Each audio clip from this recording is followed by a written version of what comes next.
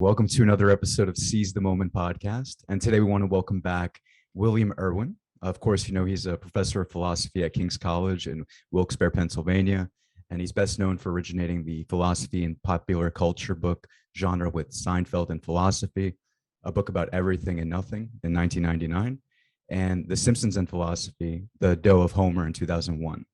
William's latest books are Little Siddhartha, God is a Question, Not an Answer, and Both And.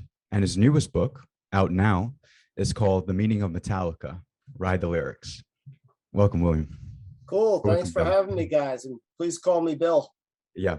Yeah, man. And then, every time Bill comes on, we have to mention this. Bill was our first ever guest a million years ago, which is like super cool because now you're our only second ever 3-time guest. Wow. This is getting like the Saturday Night Live thing, right? Where you get a special jacket and Steve Martin comes out and right where after I don't know how many times you have to host Saturday Night Live before they give you that. Saturday Night Live with Bill Irwin. We should actually do something like that, like have like something to commemorate like for our guests. That'd be interesting. That'd be pretty interesting. Once we get bigger, we got to do something like that. So, but yeah, man. So obviously, really great to have you back. Timers Club. So right, it's right now. It's the 3-timers Club. Who else is in the 3-timers Club with me? Helen De Cruz. Oh, Helen is awesome. Yeah. I'm not worthy. Awesome. Yeah, man. So obviously so happy to have your book and so happy to have read it. So, okay, I want to kind of pace myself because I have like a million thoughts about it. And I want to start off first with a quote. But just before I even get into that, man, I want to say this is one of my favorite books of the year so far. So it was like, for me, I really don't like music books and books like about music because I feel like the lyrics are usually pretty self-explanatory. But with Hetfield and Metallica, it's not really like that, right? So there's a little bit of ambiguity here. It's kind of hard to figure out. So I really appreciated the philosopher's touch here because there's a lot of it that I feel like I couldn't have deciphered on my own. And to begin with, which is kind of the passage that I want to start with, going into one of the Unforgiven songs, when I was thinking about just Unforgiven, first of all, I love Unforgiven. Unforgiven is one of my favorite songs, the first one. But then when I would listen to them, I would think about what does this actually mean? So the first one is pretty self-explanatory. The other ones I actually couldn't get. So until I read these chapters in your book, I actually had no idea what the second two were about. I was like, okay, it seems like he's kind of in love and he's really upset with somebody or whatever it is, right? But the first song, which is super interesting, right? It starts out with this guy who's really sort of regretful of the fact that other people in his mind have made him live a life that he didn't want to live. And the idea is obviously, you are all unforgiven because you've put me in this sort of cage that I couldn't find myself out of, right? But then going into the second and the third songs, you find him talking about different relationships and how they may have affected him and sort of what that kind of meant to him in terms of his own journey and what that meant to him in terms of what he finds like for his life meaning to be, right? And then so I want to actually start off with the third one and then we could kind of work our way back. So this is a passage from Bill's book. Bill writes, Hetfield sings, "They've all gone away, they've gone away. All his life, the narrator has sought to escape the tyranny of the anonymous they." This is where the first Unforgiven starts off. "The people who demand this conformity and crush his spirit. Now he has escaped them, but he finds that they were not the only cause of his problems. With no one left to point his finger at, the narrator wails, forgive me not. Why can't I forgive me?" There is no easy answer to that question, but at least he finally realizes that he is unforgiven too. He has wronged himself as much or more than anyone else has wronged him. So love that. One of my favorite passages in the book. And Bill, can you tell us a little bit about what this song means and the fact that it kind of differs from what we normally think of with sort of interpersonal discord, where people tend to point fingers at each other, obviously, than rather looking at themselves and, looking at the fact that they are the narrators to a pretty large extent of their own lives. Mm. Well, there's something very human about that when things go wrong, to look outward, to point the finger and blame other people, institutions, whatever it may be. And often enough, those people warrant some blame. But this Unforgiven 3 really is about the breaking point where the narrator realizes that he's wronged himself as well as having been wronged. And he's gotten, in a sense, what he wanted, gotten rid of those people who are weighing him down and making demands and trying to put him in a box. And he's still not happy. And part of it is that he can't forgive himself. I think the theme that runs through the Unforgiven trilogy and through a lot of Metallica's music is authenticity. So in the first one, he's blaming other people for not allowing him to become his authentic self. And by the third one, there's the realization that he needs to forgive and reconcile with himself, because he bears enough of the blame for the way in which he's lived his life and the choices that he's made. Yeah, man. And it's like, for me, I felt like that applied so deeply because I found myself thinking about all of the times, especially as a teenager, even at some points too, as an adult, where I would think of all of the reasons why I wasn't or would never be successful. And it was always some external factor. It was always like, some genetic deficiency, or it was the fact that I didn't come from like a good enough family. I remember thinking about how, like, how when kids grow up, a lot of times their parents like put them through, I don't know, karate, or they give them like piano lessons or violin lessons. And I remember always bemoaning the fact that I never had that as a kid. I was like, why couldn't my parents like give a shit about me enough to like, push me into something great, right? I could have been a great, I don't know, piano player or something. For me, I can relate to that, but in the sense that my family always pushed me towards things I didn't want to do, which is fine. When you're a kid, it's fine. You should be exposed to things you're not used to, you're not comfortable with, expand your comfort zone, that kind of thing. That's a beautiful thing. But yeah, even later in life, when I wanted to pursue things like maybe even, the creation of this podcast, let's say, and this was years ago before we even started, I had ideas that were similar to kind of what we're doing now. No support from anyone. It was like, but yeah, my family was totally saying like, no, take the beaten path. Don't try to do something new. There's a reason it's the beaten path. People have been successful, either being a doctor, a lawyer, a psychotherapist, let's say. There are ways to do the things that are established ways of being, right? But things that aren't established, those were things that they weren't cool with, right?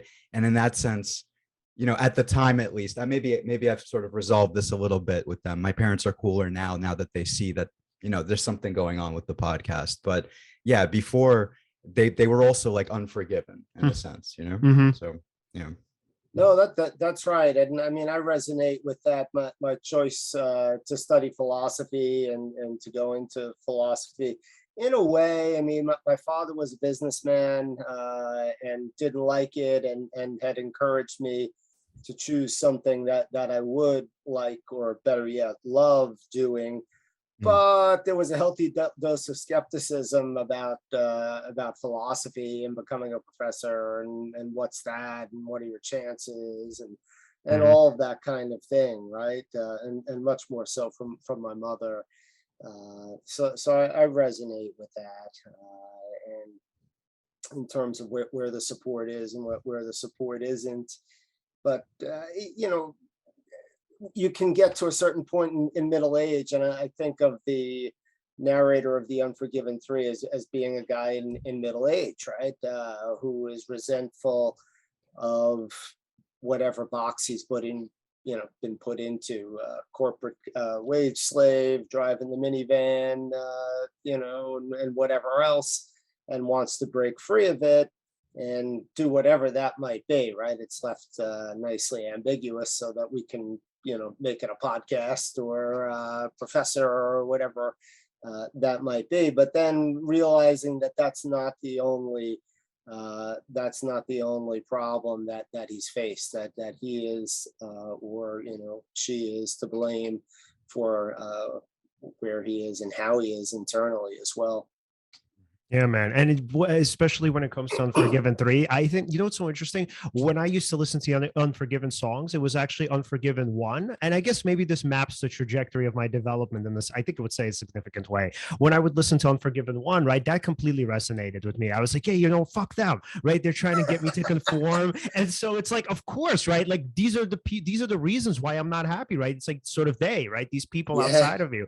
But then, reading your chapter on emotional isolation, I was thinking like, wow, I mean, Okay, in some sense, yes, that is true, right? Like people do guide you to a certain direction. Like, I mean, not really even so much my parents, but like, just society, whether, you're talking about your teachers, your employer, whomever. But the point there is that when I was thinking about the chapter on emotional isolation and I forget Unforgiven 3, I really resonated with that figure who distances himself from like the people around him because he's always dreaming of something bigger. And Alan and I always have these conversations about where like I'm thinking of the podcast going, where like I want my blog to be. And honestly, man, what's I guess kind of shitty is that a lot of times I disconnect myself from the people around me because I'm always thinking about what I could be doing otherwise, whether it's sort of working on my business, whether it's like again, trying to find ways to get like different types of guests on our podcast, which I always do. But it's also like to the detriment of my relationships at times. And it's like it's I guess it's an unflattering kind of mirror image of narcissism because like Yeah. on the one right, because on the one hand, I do know that there's a part of me that's always going to be an ordinary person. But on the other end, right, there's always this other part that says, yeah, but what if, right? What if you spend less time here and then more time there, right? But then when you're thinking about this song, and I love the metaphor, the nautical metaphor, right? The metaphor of the ship, where it's like, it seems like I'm heading somewhere and I think I know where I'm going. But to be honest, even though I'm sort of away from the anchor and obviously away from a lot of the people around me, I really don't know where I'm going or what the hell I'm doing. I'm really just kind of throwing dice into the wind and hoping that something rolls, or a good number rolls, rather. Well, what's good is at least if you deviate from what you've been doing and you do some other kind of path, you definitely will head towards a different destination. Yeah, but as will it far be as that. better? That's true, but at least you guarantee a different result. Yeah. There's a lot of people who do the same thing. There's that classic quote: "You do the same thing over and over again, expecting a different result." That's the definition of insanity, right? At least if you take a different path, although you don't know where it could go, yes, maybe it could lead you to a worse place. Yep. At least you'll have a different outcome, and then it takes you away from that insanity of doing the same thing over and over again and not having something different happen. Yeah. So Bill, I mean, in terms of your thoughts, right? So because the American dream is that in some sense, right? You sort of go away from the mundane and you create something phenomenal. So in your mind, right, when we're thinking about that, how do we kind of make sense of the fact that, okay, on the one hand, we're sort of these kind of just like ordinary suburban type guys, right, who have pretty decent lives, but on the other hand, the way that we're sort of brought up in the culture, and I can't really just blame the culture, but whatever, I'll just say this anyway, that we're brought up in a culture that teaches us to dream big, right? How do we sort of reconcile the two? Because I can't do it. I still can't figure it out. It's so tough, right? Because it's both impulses to be extraordinary on the one hand and to conform on the other, to be the big dreamer and yet to have your feet firmly planted on the earth and all of that kind of thing, right? I thought what you said just before, Leon, was really insightful about yourself. And it's true, I think, for most of us who indulge dreams of one sort or another, that we can end up being pretty shitty to people around us who really matter in pursuit of something that, if we got it, would only be most important if we could share it with those very same people. And if we've alienated them, by the time we get what we want and achieve, it's a very empty achievement. And James Hetfield's own life story and trajectory really mirrors that in terms of what he did to some of his bandmates and to his family, in the midst of trying to become this mega whatever rock star or whatever it may be. And I think so much of it is a matter of perspective in growing and growing older. I think it makes some real sense to be hell bent on a dream at a certain point in life, but then to have a certain sense of responsibility for the people around you and putting them first at another stage in life. And I don't know. I'm approaching a later stage in life where my kids are getting older. I can see a point where they'll be out of the house, and I'm not as directly responsible for them as frequently as I am now. And then what becomes important to me, and what do I do then? But I guess what I've figured out for myself is that my wife and my children and my friends are really what's most important, and not accolades or applause that comes from the outside. Mm. But just curious, right? And it's okay, obviously, if you don't feel comfortable talking about it. But like, in terms of the way your life's turned out, how is that, if at all? How is it different for some of the dreams that you had when you were just starting out as a writer, as a philosopher? Like, what did you sort of envision your life or wanting your life to be, and how did it differ? I mean, it was much more grandiose in a way. I really thought or hoped or dreamed at some point that I'd be this kind of public figure, that I'd be causing stirs and creating. I published a couple novels and things like that. I mean, and they're good enough for what they are, but they're not New York Times bestsellers. They're not cultural movers and shakers. And would my life have been better if I were some kind of if I had made the huge, like, James Hetfield level impact on the world? Probably not. I'm not sure how responsibly I would have handled it. My ego can get away with me with the modest success that I did have. So maybe it's a blessing in disguise. It certainly is helpful for me to look back on it and say, if I had gotten everything I wanted, I might be dead or whatever. I mean, who knows? Yeah. Yeah, it also sort of kind of goes into the, I don't know if it's an argument per se, but it's sort of the dichotomy of being like a generalist and a specialist. So, I mean, look, I want to try my best not to necessarily point anyone out, but because you did mention the New York Times bestsellers list, I'm just going to say a lot of the times the books on those lists aren't that great. So what you'll have is that, even though unfortunately, or I guess maybe even fortunately, so these people like do sell a lot of books, and they get a ton of fanfare and whatnot. If you're actually a specialist in their field and what they're doing, a lot of this stuff isn't new. So like, I had a conversation this morning with Chris Boutte, who was one of our guests, I think it was like 2 months ago.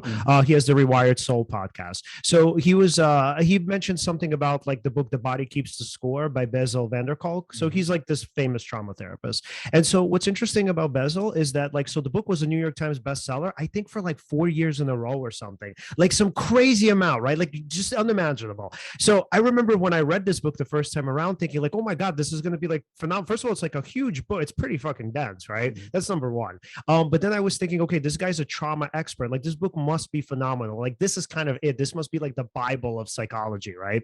So I remember reading it, and at first it starts off pretty great, right? So it's pretty steeped in science for probably maybe the first like 2-3 chapters, something like that. And then it just completely falls off the wagon, where not only does he start endorsing the idea of repressed memories, and he starts saying, well, there's a lot of science to back it. Not true.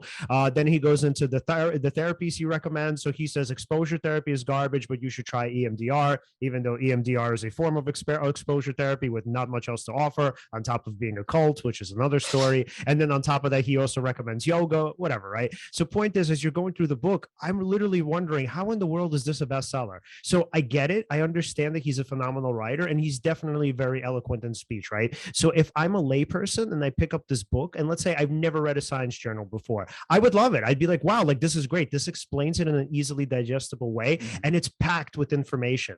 But how much information is there is like, or how much credible information is there is, I think, a whole other question. So it's sort of like when we think about grandiosity, right? I think a lot of times, and I mean, you tell me what you think, Bill. A lot of times it's sort of balanced with the fact that even though these people attain something that's so like seemingly phenomenal, if you actually dig into the details, it's actually kind of shit. Well, I mean, that's true enough, and the analogs to music are clear, right? I mean, the stuff that is at the top of the charts, usually pop music, is very disposable, easy, right? Quality wise, often not very good. And this is one of the remarkable things about Metallica, and one of the things that got them in trouble with a lot of their fans at various points along the way in their career, is that they had made it their mission, really, from the first album at least through the third, to succeed on their own terms, to do music that was more substantial, faster, heavier, deeper than music that was in the same genre and around, right? They're always on about following our instincts, not a trend, go against the grain until the end, is the lyrics from Damage Incorporated on Master of Puppets, the third album. And they really kind of did that. So I mean, and that's what we all sort of want, right? And sure, that's what I dreamed for myself as well, from growing up listening and watching them and others who succeeded, not catering to the lowest common denominator or simplicity formula or something like that, but doing what they really wanted and getting there. I've never done that, right? Never written something that was just so kind of against the grain, and yet people loved it and came to me. I mean, that's some heady stuff if you get there, right? It's like the existential hero. Yeah, absolutely. Absolutely, right? And so of course this is sort of where Metallica steadfastly refused to make a video up until their fourth album, which was, at the time MTV was courting them and everything else, and so I mean, this is some really admirable, cool, screw you punk rock attitude kind of stuff. But the history of the band after that was a history of doing things that became more and more mainstream in some ways, that lost a lot of fans, gained a lot of new fans, was fairly and unfairly ridiculed as selling out and all of that. So yeah. No, God. So kind of to switch gears. Wait, can I just then say one more thing? Okay. Yeah, before. Okay. So you know what this reminds me of? So we had Jeff Jarrett, the wrestler, on our podcast, like I think it was in November. And so he has a really great podcast. So his podcast is called My World, but it's really about like the wrestling industry. And so what it made me think about was like, so he talked about TNA, which was at the time the second, like, let me just be clear, not because at the time it's pretty vague.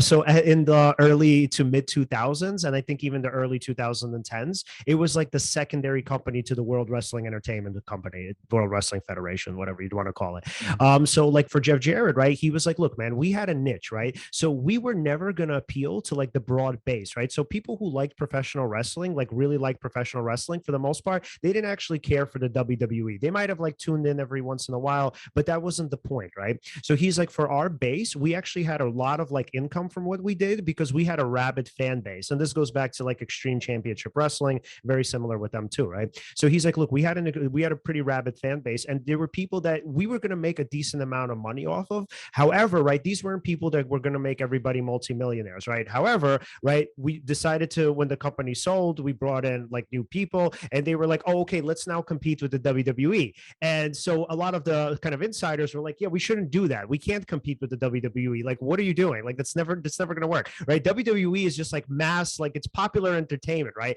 It's literally for mostly your casual fan. It's for like the person who sometimes tunes in, sometimes doesn't. It's like for kids, right? Just for people who are just deeply into pop culture. He's like, that's not what we're doing. We're providing an alternative. We're not providing competition. And so these people are like, no, we have to grow, right? We have to make money. Okay. So he's like, what happens is we bring in Hulk Hogan at the time. We bring in Eric Bischoff. And so what they do is, so, like for wrestling, there's like a storyline. And as it progresses, people keep up with it, right? So he's like, literally, as we brought these people in, Eric Bischoff goes on camera and he says something like, yeah, forget the old TNA, forget all about that, right? Forget all the old writers, we're done with that, we're moving on. And Jeff is like, oh my God, man. When I heard him say that, it was essentially saying to all the old fans, fuck you, we're done with you because we don't make any money off of you. Now we're moving on to these other people. And he's like, what happened is, what you would think, like in turn, you would think, so you would get, like as the program kind of goes on, it would reach a wider fan base, and obviously it grows and then improves, right? He's like, what happened was we stayed stagnant. And the question is why, right? And the thing is, like, because what happened was there was probably a substitute where you had some of the older fans leaving and then they were replaced by some of the newer fans. But at the end of the day, that doesn't equate with growth. You're just replacing people. So he's like, great, we lost our rabid fan base. So most of the people there are kind of casual fans. Nobody's that excited to be there. On camera, you don't actually see like people going wild and people going crazy. It doesn't feel like a family atmosphere anymore. Literally, it's just another corporation run by people who only care about the bottom line. So going into Metallica, right? I'm wondering, how did they deal with that? Because I know you go ahead. I have to just, obviously, Bill, please, of course, but I have to say this. The difference between Metallica and, let's say, TNA in your example is Metallica is heralded as like one of the paragons of metal, sure, like forever. Even even the people who were diehard fans who saw the changes that Metallica were making, like, oh, okay, now they're on MTV, now they're selling out, even those people, yeah, of course they were butthurt, they were upset, right? But I promise you, Metallica's influence and like how good they were, it was so powerful that I promise you they did not, those fans were just upset, but I'm sure they stuck with them. You think they left? Bill, you can tell the story. Okay. Yeah, but well, a lot left, right? When you hit the Black Album, right? That's when it becomes controversial. But that's their biggest selling album, and it's one of the biggest selling albums of all time, biggest selling album of the SoundScan era, etc. And what happened there almost never works, right? Because there are any number of bands that you can talk about where they move to a very commercial approach or formula with an album in the hopes of sort of spreading what they have to a mass audience. And usually what happens is what Leon described, that you add some, but you lose some, or in many cases, you lose much, much more. The history of metal and other genres are riddled with those stories. But somehow it worked. And one of the reasons that I think it works in Metallica's case is that, if anything, the lyrics got, Enter Sandman perhaps aside, the lyrics got even better and deeper and more self-searching when you move to the more commercial album, which is the Black Album. And then it falls off with a different kind of controversy with the follow-ups after that with Load and Reload. Right. Yeah. Right, because from what I remember reading is that up until 2008, they took like a dip in sales, I think. And then I forgot the name of the 2008 album. That's when they sort of came back up. Plus Hetfield had something with his voice for a time, I believe. He had to like have so much vocal training again and like have his vocal cords. I forgot if he had if he had some kind of treatment or something like that. But there was a time when they switched to doing a different style, not as hard as before. I forget. But either way, Bill, wouldn't you say anyway, Metallica's kind of undeniable? Yeah, of course, they lost fans, sure. But to this day, even kids growing up, they still hear of Metallica. I'm not crazy. But no, you're right. So, but here's what I'd like to add on, right? So in terms of like the way kind of Jim Hetfield saw it, he actually took it personally when he lost fans. That's what's so interesting. So it wasn't as simple as the way you're describing. So you're right. I agree with you. But the thing is, it wasn't like, oh yeah, like who cares? We don't need these people, right? He actually wrote songs about how much it hurt him. Oh, well, yeah. No, I don't mean who cares. Yeah, my bad. I didn't mean to say that. Yeah. I just meant to say that just Metallica's so legendary. Yeah. But my point is that's not the way he saw it, right? And so, speaking of that, right? I actually want to kind of go into this since now we're talking about it. I want to read another passage from the book, and actually this is a great segue to the next thing I wanted to talk about. Okay, so this is kind of going off of what we just talked about with Hetfield taking it personally, which I mean obviously makes a lot of sense, right? So you have this guy who's really just not only a rock star, but in some sense like the ultimate male figure, right? So especially in terms of like kind of archetypes, one would look at Jim Hetfield and they would look at him as let me see, like the sort of ultimate expression of masculinity, right? And so I like Bill's chapter on resilience, where we talked about what it actually not just means to be a man, but what it means to be a human being. And so on the one hand, we have Jim Hetfield and sort of the kind of way that he expressed, well, some of the way that he rather responded to his fans leaving, and some people, obviously many people criticizing him, probably media outlets criticizing him. And I love the way that kind of Jim Hetfield responded to it, which probably took him a long time. But this was again a great segue into what I want to talk about next. So this is what Bill wrote in the chapter on resilience. Bill wrote, "Our instinct is often to cover our wounds, even to deny that they are there, or at least to pretend that they have healed and no longer bother us. The power of Hetfield's song derives not just from the mighty guitar riffs, but from its message that we should not conceal our psychological issues. We incur them in the midst of daily life and should proudly display them for the world to see. Breaking your teeth. This is a quote from the song. Breaking your teeth on the hard life coming, show your scars. Cutting your feet on the hard earth running, show your scars. Bleeding your soul in the hard luck story, show your scars. Spilling your blood in the hot sun's glory, show your scars. And end of quote. Of course, scars can be used to impress and intimidate others, but that is not the intention in this case. Rather, the intention is to take pride in the way that simultaneously salutes your individual toughness and recognizes our common humanity. Yes, your scars, emotional or physical, are badges of honor, but they're also indicators of vulnerability. Thus, we display our toughness not in pretending to be bulletproof, but in admitting that we bleed as easily as anyone else. One of my favorite passages in the book. And so, Bill, can you tell us a little bit about what that was like for Yeah, Hetfield, some of that fan backlash, and how he decided to respond to it? great. So this ties into a couple things. Well, one, Leon, I think Alan was referencing before the comeback album of 2008, which is Death Magnetic. And this is a song, Broken, Beaten, Scarred, off of Death Magnetic. And Leon, James. So Wait, what did I know you what kept did I? saying Jim what did I- Hetfield. I caught that. I wanted to correct him. I'm like, is he just saying that as a Well, nickname? no, the funny thing about it is the only one I've ever heard get away Yeah. with calling him Jim or Mhm. Jimmy is Lemmy from Motorhead. Used to kind of take talk to him in a diminutive kind of way, or talk about him in a diminutive way, right? It's kind of funny, right? Because you're talking about Hetfield as being this archetype of masculinity and whatnot, this imposing figure, right? And then Lemmy would sort of get the one up on him by referring to him as Jimmy. So I thought that was kind of funny as you were. That's so funny. Yeah, because like anybody named James, I would just automatically call him Jim. That's interesting. Sure. Oh, Sure. yeah. Well, yeah, that's okay. a short. Yeah, that's. I a didn't know short, you did that on purpose. No. That's Okay. like, yeah, just like That's when you cool. would call like somebody named Robert Bobby, I'd just be like, all right, Bobby. Oh yeah, Bobby De Niro. Yeah, right. That's so interesting that he would. Okay, so yeah, but just not to go off track. You were saying, well, No, yeah. it's just kind of funny. Yeah. But anyway, so yeah, I mean the Lars Ulrich, who has a great amount of ego and braggadocio about him, it was much more apt to do the interviews and be the public face of the band. Hetfield doesn't like to do that kind of thing very much, right? And he would always be saying that we don't care, it's nice to be hated again, and all that sort of thing. But yeah, it's on Death Magnetic in a song called The Judas Kiss, where I think you get some not very thinly veiled admission from Hetfield as the chief lyricist, that he feels as if he's been abandoned by the fans, and even worse, that they've come to doubt that he could do what he had done once before.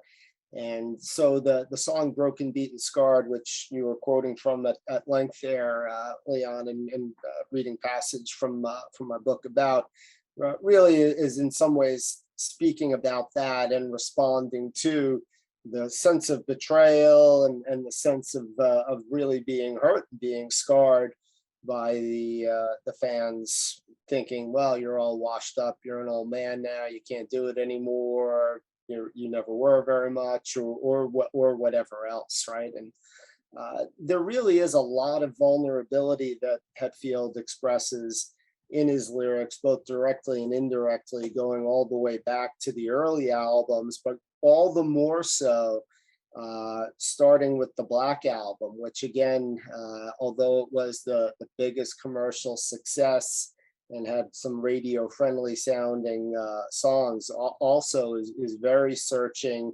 It's the album with all the way through, it's a great album. The deep cuts with songs like Struggle Within and My Friend of Misery really are very thinly veiled self-reflections. And I just really very much like the lyrics that Leon had read there, and writing about the idea of displaying your scars, not for the sense of being, hey, I'm a tough guy, look at this that I got in a knife fight kind of thing, but for showing that we're all scarred and we all bleed as easily as anybody else. But again, it's been a theme that runs throughout Metallica's lyrics from the earliest days, and becoming in some ways more explicit by the time you get to these later albums, that we can not only persevere but rise again and actually improve and grow stronger as a result of all the shocks and, well, even the trauma. You were referencing trauma before with the book you were discussing. Yeah. Yeah. And so, but actually, if you have something to say, I'll say it afterwards. I just Why do you want to? remember that part earlier where I wanted to ask something and I didn't ask it yet? Yeah, sure. You want to Okay. go for it? So, Bill, okay, I have to say this. So, Master of Puppets, right? Before I read this book, I thought Master of Puppets, Master of Puppets, they're pulling your strings, like, you know, I thought that was actually about. I thought of two different things. I thought of maybe the government, maybe thinking of that we're all just kind of living in a society, trying to we're being conditioned to kind of do what's expected of us and be like puppets, and this master is our leaders or government. And then I had another interpretation one time where it's like, oh, the master is like your ego, and you're a puppet to your own ego and things like that. But I actually found it very fascinating that it has more to do with addiction, actually. And maybe it is still tied to that ego interpretation I have. But could you maybe speak on that, how master puppets and addiction kind of go together? Yeah. So, I mean, I don't think you're wrong in your interpretations. They just sort of are partial ones and ones that speak to you. And the album cover for Master of Puppets is iconic, right? Where we have this military graveyard and these malevolent hands in the sky with very thin, practically invisible puppet strings connecting to them. So in a way, that's referencing the song "Disposable Heroes" on the album Master of Puppets, which is about the manipulation of young men into war and sort of thinking that it's glorious to die in battle for your country, et cetera, et cetera. So that, I mean, that really is implicit there. But yeah, I mean, the song is subtly, if you read it, about addiction. The line that stands out there is "Chop your breakfast on a mirror," which is really about the cocaine addict looking for another line to scrape together the next day to kind of fix the come down or whatever off of the binge of the night before. And it's easy for the addict to become blaming the drug itself, and this is where you say, Alan, right, about the ego, and I think that's close to the addiction metaphor that gets played out here, because ultimately it becomes not about an external enemy, not about a powder in a bag or a liquid in a bottle, but the way in which the addiction itself has implanted itself in the brain and is running the show. And ultimately, as the story is told in Master of Puppets, is just sort of running the person toward death, and eventually will kill the host and move on. Not that it's the sort of addiction's not the sort of virus that spreads like COVID from one person to the next, but it's happy to do away with its host and sort of go on from there. Right. And I love the flip that happens where it's like initially you're in control, and going back to that fear of vulnerability that we were talking about, initially you're using the addiction to mask your well, it's not an addiction at first. You're using the drug use or alcohol use to mask vulnerability, or even mask the need for vulnerability. And then sort of little by little, right, and insidiously it becomes the master of the puppet, right? You are now its puppet as opposed to the way it was before. And I love that you even mentioned the fact that it's sort of delusional to think that as you're going on that you're still in control, that actually doesn't happen. Yeah, even that bit that you included about how self-awareness isn't even enough, even if you are aware that your addiction is running the show, that you're a puppet to it. It's very, very interesting. And also the part where I believe you said you were at a concert with your friend and you heard James yell something, and he heard something else, but it turns out he actually yelled "fix me," right? Which kind of was more of a and not fix me, or maybe fix me in the sense of I need to be repaired, but not just that, fix me as in the sense of, I need a fix. Like I need Yeah, that. so Yeah. there's a great double meaning in that line, fix me, right? Because on the one hand, it's the addict looking for a fix, right? Like the guy looking to chop his breakfast on the mirror the next morning. But on the other hand, it can be the moment of clarity, realizing that I'm in the midst of an addiction myself, and something's got to be done. It's a topic that's very personal to me. I don't know if we've ever gotten into this in previous discussions we've had, but I've been sober for 25 years myself. And so from alcohol is my drug of choice, as they say in the field. And I mean, I watched Hetfield in his well, he was an alcoholic, really, more than a drug addict in any kind of sense, as far as I can tell. But he's writing that song, Master of Puppets. The song comes out in '86, maybe it's written in '85.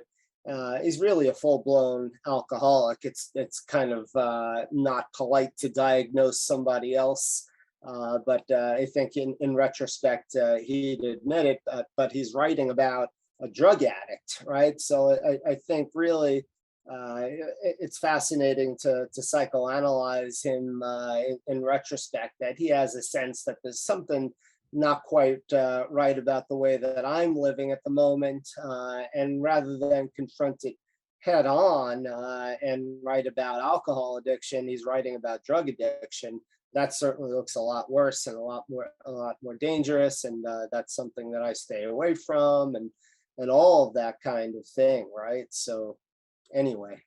Oh, that's incredibly powerful. Like I understand it sounds like maybe I'm just saying that, but if you really take a moment to process that, that must be why those lyrics really spoke to you, right? It was kind of yeah. No, I have that a lot with. So actually, that's when I read the chapter on addiction. There were certain things that I wasn't even thinking of addiction either to drugs or alcohol. I was even thinking just kind of being run by desire in a way. Like I even thought of in terms of relationships even, and there was something there like when you hear a song lyric, or you're reading a passage in a book, there's something there where all of a sudden your focus really dials in to the wording or the lyrics, and it feels like something is resonating there. I definitely felt that while reading that chapter, for sure. Like, can I ask what came up specifically? No, just what I said. Like, I think of like relationships, like being, for example, let's say there's somebody you're thinking about and you can't stop thinking about them. It's not bad. It's not necessarily bad. Maybe it's, good thoughts, let's say. But even then, it's maybe a fantasy. That's what you're saying. Or you feel like you're being run by it. Like if you chose to be like, let's say I did a self-analysis. I actually had this the other day while reading. And I had a moment where I'm saying to myself, you know what? Why am I not thinking about anything else? This is really monopolizing all of my attention. I tried to be a little more meta about it. I'm like, all right, hey man, there's like bigger things going on. There's this like Ukraine thing. You got your family over here. You have work, you have this and that, but you're really thinking about this girl a little extra than you need to.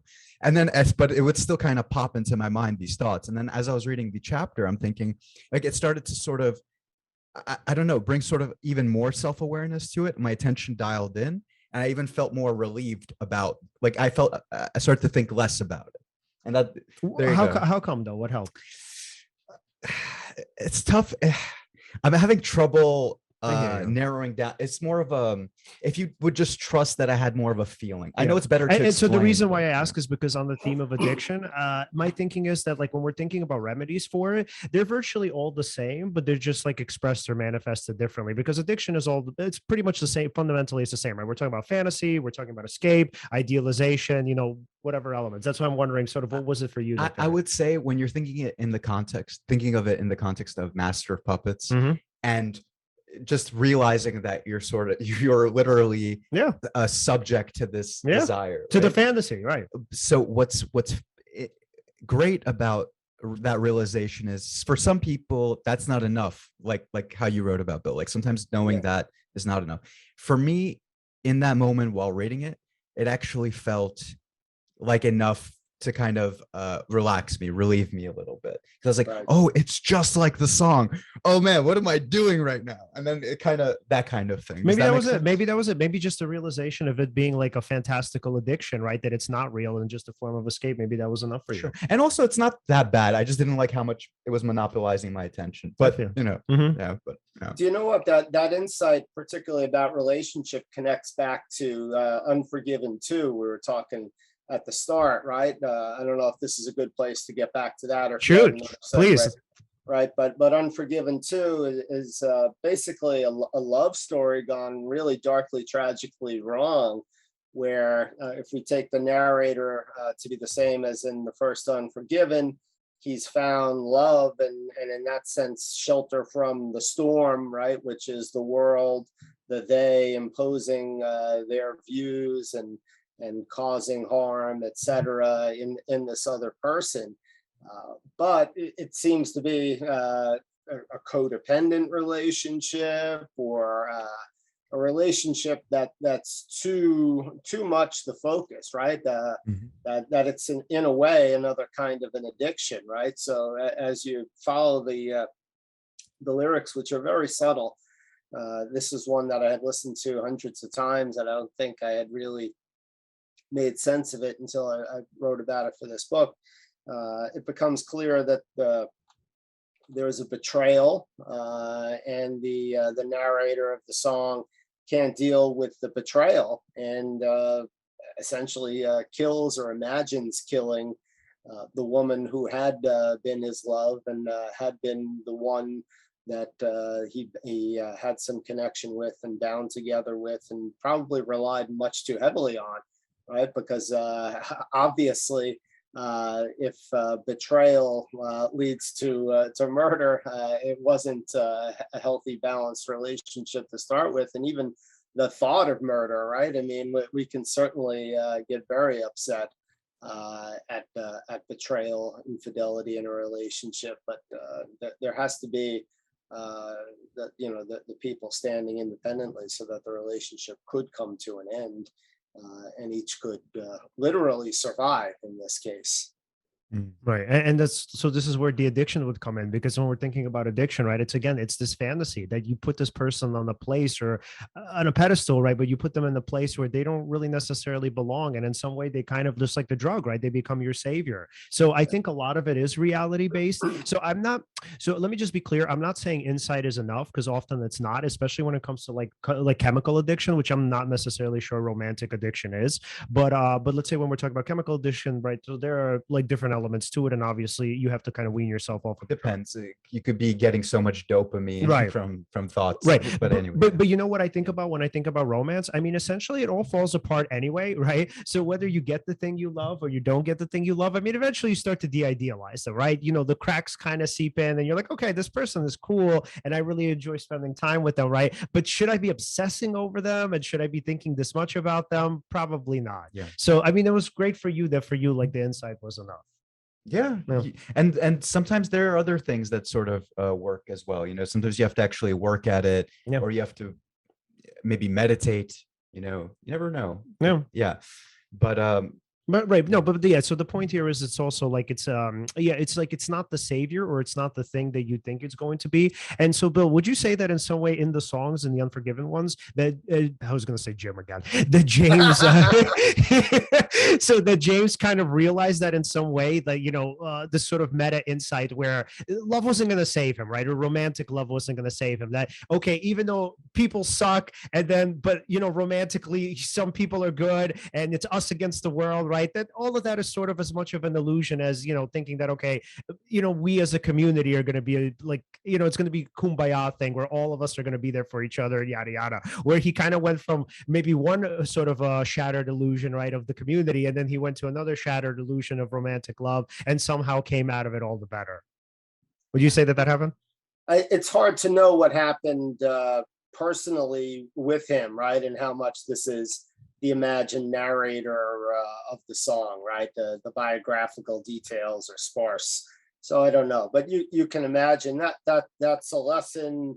I know that I learned at some point in my life, right? That making another person a romantic partner, a friend, whoever it is, the sort of centerpiece, and being total, making my happiness contingent on their happiness, that all of that is really toxic and doesn't work out well for anybody. I suspect that it's something that Hetfield figured out for himself. I don't know him so well to call him Jim like you do, Leon, so I'll just call him Hetfield. I was but, texting him this morning. But who knows? You can certainly imagine that that's something that he learned in one way or another, whether it was romantically or not, and that it gets dramatized in song for this narrator. Yeah. And so just because there was a part of the resilience chapter that I also wanted to focus on before we just got off of it altogether. So I like that we linked now addiction to it. So it's interesting how he evolves from like a person who's just suffocating that part of him, that vulnerability, to then in some way becoming a trendsetter, right? So it's sort of like things come full circle. In the beginning, they're Metallica as a band, they're trendsetters, right? But then they kind of become more commercial. But then as they get a little, obviously later toward their career, and now he's talking about vulnerability, what he's essentially telling his audience is that, hey, what it means to be a man is actually something that other what you believed it to be. So again, it's so interesting how it comes full circle, where he goes from trendsetter to, okay, now I'm going to sort of conform, to, okay, now I'm going to go back to being a trendsetter and I would say maybe in this case, it's probably a bigger service than he would have done the first time around, especially for young guys. Oh, that's right. And you know what? This is something that's been important for me, is just, I mean, Metallica was therapy for me before I got into any kind of therapy. It was poetry for me before I really got into poetry out of the poetry books. And, getting that from this guy who was alpha male type, but not like the high school jock, but the high school burnout look, was something that I could look to and aspire to be. And to see him move away from that, from being the guy who's hurting and putting on the pose behind the leather jacket that you can't hurt me, to being the more mature adult male who's showing his vulnerability, not just in veiled terms in lyrics and stories, but really saying it pretty forthrightly, in as much as he's talked about his own addiction issues and that kind of thing. It certainly is valuable to me, and I think, as you said, Leon, it does a much better public service than anything that he's done before. Yeah. Yeah, and as you're kind of nearing the culmination of this book, what's so fascinating is that when we're thinking about, his sort of plea in some way for ordinariness, right? On the other hand, what we're actually seeing is that, like, he's not ordinary, right? So I'm wondering how he kind of meshed the two together, right? On the one hand, he's not an ordinary guy, but yet he's saying like, hey, an ordinary life seems to be the way to go, right? But I guess I wonder if he's actually saying that, hey, even with fame, you're still pretty ordinary, and this thing that you're chasing just doesn't exist for anybody, whether you're me or whether you're somebody else, right? It doesn't really matter. For all of us, we're all kind of the same. So it's like, again, it's sort of like addiction, right? And chasing that proverbial dragon, where no matter what, there is no sort of gold, there's no treasure or no gold at the end of the rainbow. There's literally just this life and the people that you have around you. Would you say that that's somewhat accurate? I think it is. Again, I hesitate to attribute too much biographically to him, just because he is so close to the vest and doesn't reveal a lot. But I would like to imagine that that's the insights that he's come to, and certainly his marriage is now pretty long-standing, and was deeply troubled by his alcohol abuse and by his mistreating his wife and not being faithful and that kind of thing. At a certain point, the details of that are fuzzy, but that outline is pretty much out there. And so yeah, I think when you look at the sort of things that he enjoys personally and recreationally, he likes time in nature, hunting, fishing. He likes working on cars, that kind of thing. But I'm sure what he likes best of all still is getting on stage in front of 50,000 people and having them sing back the lyrics that he's written. I mean, it's not as if he's become an ordinary guy and doesn't get any kind of rush out of that, nor do I think should he not get a rush out of that. So through a Twitter exchange that we had yesterday, Leon and I were talking about pride, and the way it gets a bad rap. I mean, to suggest that he shouldn't take pride in what he's achieved artistically and take pride in the fact that guys like us are sitting here talking about him on a Sunday afternoon would be absurd, right? Mm-hmm. The problem is when the pride goes to the degree of arrogance where you feel like you can treat people like they're just there to serve you, which I think is a phase that he did go through, from what I can gather biographically, and certainly it gets reflected in the lyrics. The isolation that comes with that is not where you want to be. Yeah, I love that, man. Wow. And so I don't know. I feel like that's a great point to end it off on. Do you have any questions or any more questions for Bill before we go, man? Bill, as usual, I always ask this at the end. If we wanted to follow your work, where could we find you? Oh, well, great. So one thing about this book is anybody buys it, you'll see that I give my email address and my Twitter handle in there. And I'll give it to you here. It's William Irwin, just the spelling of my name, at kings.edu. And you can find me, my Twitter handle is William Irwin 38. And I like to think that a good book is a conversation starter and not a conversation ender. So if anybody picks up the book, the whole idea of it is not for some professor to ruin Metallica for you and tell you what it's all about.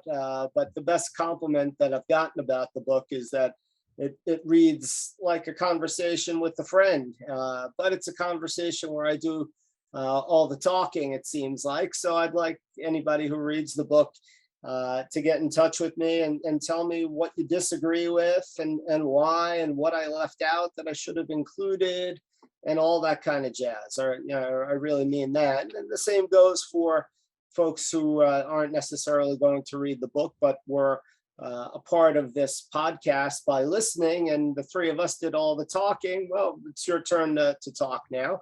So send me an email or DM me on Twitter. I don't like to get into Twitter battles and spats and that kind of thing, but just DM me and we'll communicate, and that'd be great. I love a conversation, and one that continues from a conversation like the one we've just had.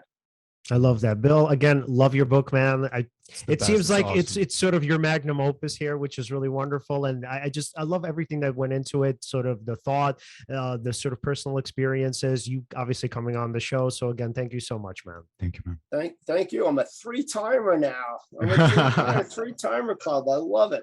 Thanks so much again, you guys, for all your love and support, and always a pleasure to talk with you. Absolutely, man. We'll talk to you soon. Take care. Yep. Take care now. Bye. All right. First of all, Epic. that was awesome. I know I say this sometimes when there's an awesome thing. I'm like, oh, I didn't feel the time go by. But this was just, I feel great about it. Yep. So anyway, guys, if you want to follow us at Seize the Moment Podcast on Facebook, Instagram, and TikTok, and at Seize_podcast on Twitter. Like, subscribe, Hit the bell. And again, if you want to follow Bill, you can find him at William Irwin 38 on Twitter, and his book's available at many different retailers, Amazon included. We're going to include a link of the book in the description below. And thank you so much for watching. See you next time.